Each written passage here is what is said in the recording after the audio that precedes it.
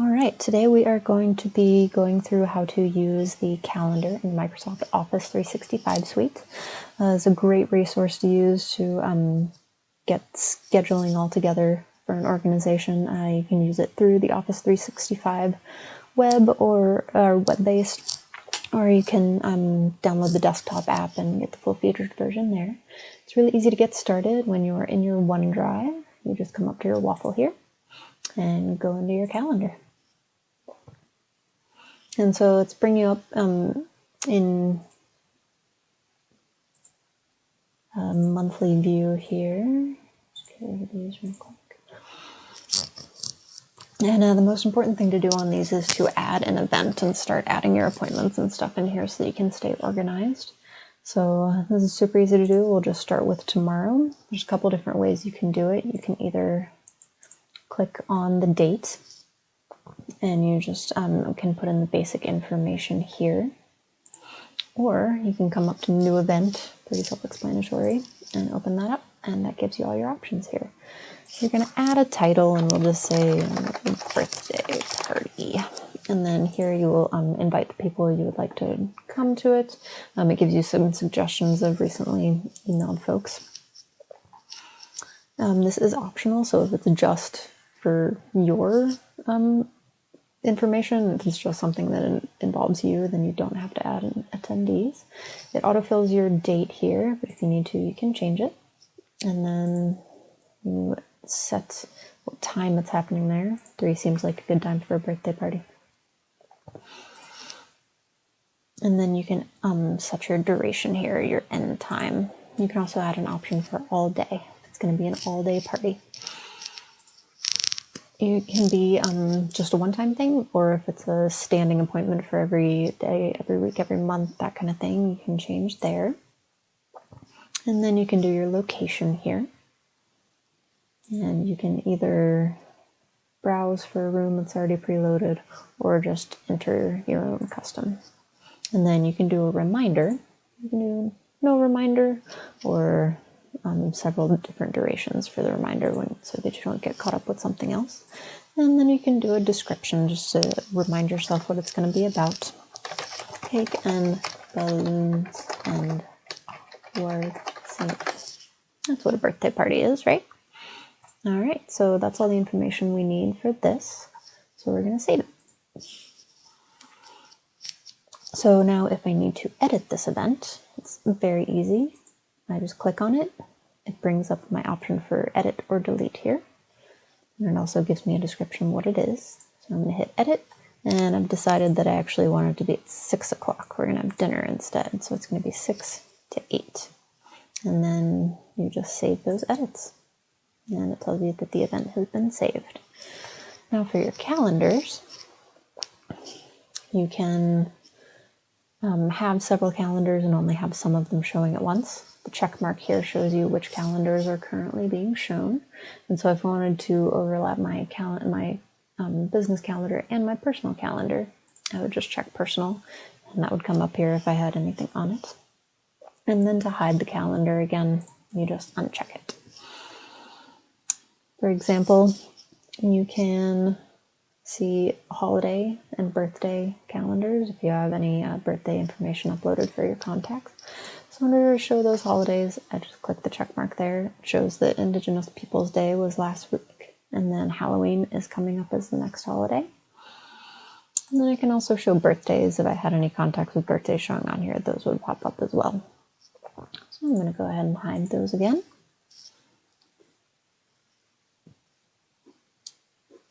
And next, you want to see the different views of the calendar. So right now it's obviously in month view. And so you come up here to the right and use the drop-down menu to show different views.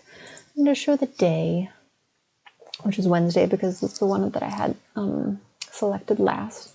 But I can go to today instead and make sure that I'm not missing anything tonight. And then you can scroll through the individual days that way. And then you come back to your drop-down menu.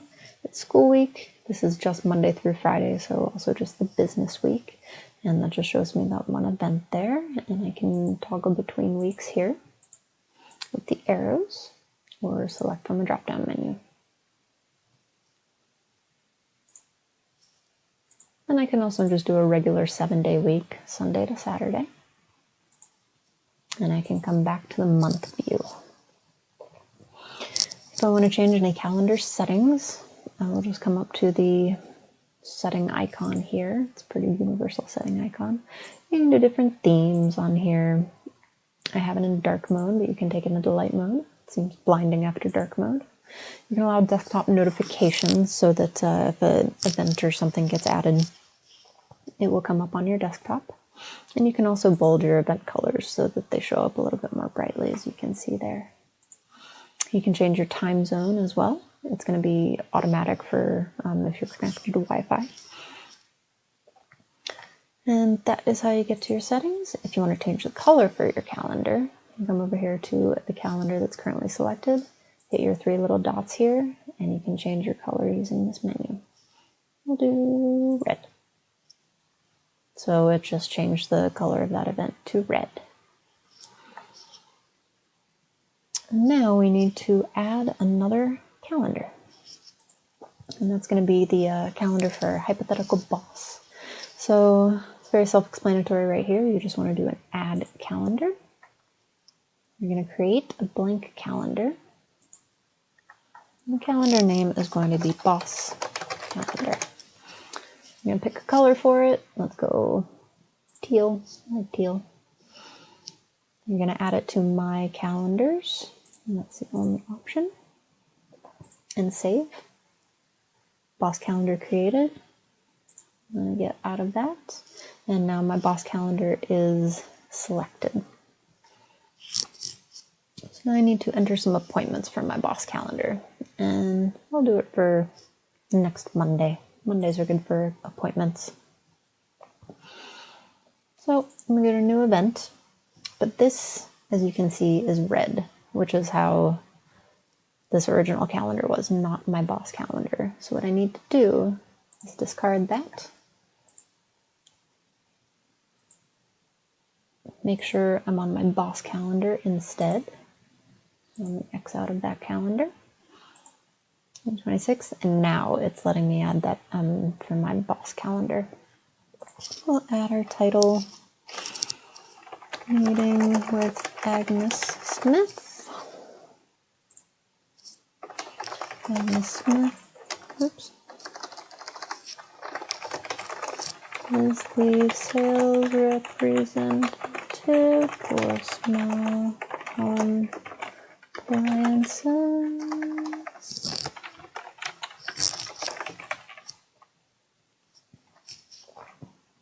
And this meeting is going to start at 9 and go for 30 minutes. So I have all the information that I need for that one. I'm going to save. And then on the same day, we've got another meeting. So I'm going to do a new event here. And this just brings up my more involved event creation. So this one is going to be with meeting with Pete Rollins. And I want to remind myself who Pete Rollins is. We'll say Pete Rollins is the sales representative Home Gadgets Inc.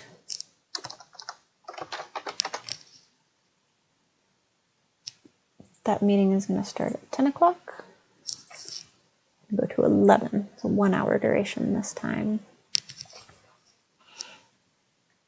And everything looks good there, so we're going to save that one. Then we have another meeting here. Meeting with James Hansen. This one starts at 11 and goes for 1 hour. And the description is James Hansen is manager of the Eastern region of Modern Appliances.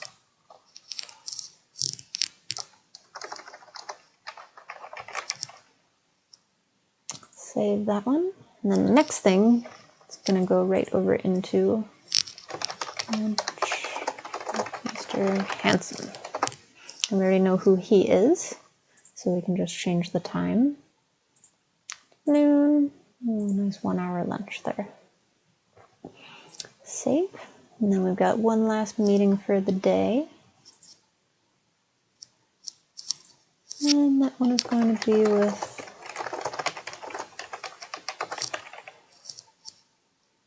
at 3 o'clock.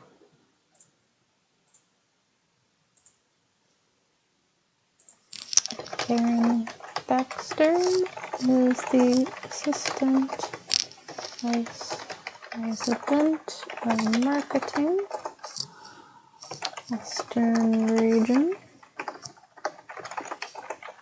to review marketing plans for fall.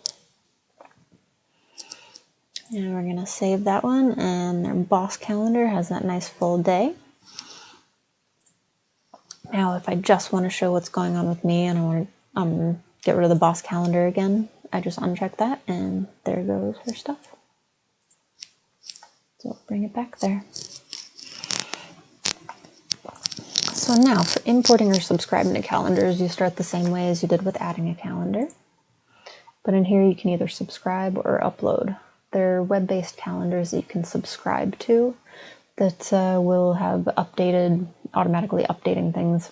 Or you can just upload a set calendar that doesn't need to be updated. And that's from the URL. For sharing calendars, it makes you very easy right up here. You can choose which calendar you want to share, and then you enter an email address or a contact name to share that calendar with someone else. Then you also have different options within that sharing. You can allow them to edit, you can stop sharing at any time, you have lots of options in there as well. Let's see. It looks like that's the basics of OneDrive Calendar, and yeah, it's going to be a very useful resource. Thanks for your time.